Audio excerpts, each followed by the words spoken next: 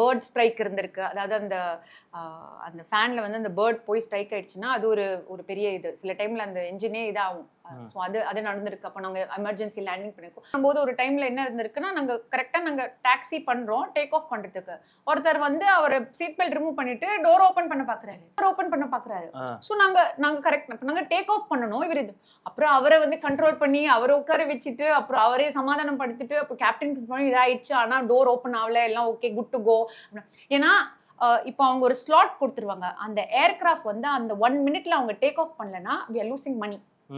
ஒரு ஏர்கிராஃப்ட் லைன்ல நிப்பாங்கல்ல, அது ஒரு பெரிய லாஸ். அந்த 1 மினிட்ல நாங்க டேக் ஆஃப் பண்ணலன்னா நெக்ஸ்ட் 15 மினிட்ஸ்க்கு நாங்க அந்த இது யூஸ் பண்ண முடியாது. நெக்ஸ்ட் ஏர்கிராஃப்ட் நாங்க மூவ் பண்ணிட்டு நெக்ஸ்ட் ஏர்கிராஃப்ட் போகணும். ஸோ ஒரு மினிட்க்கு we are losing money.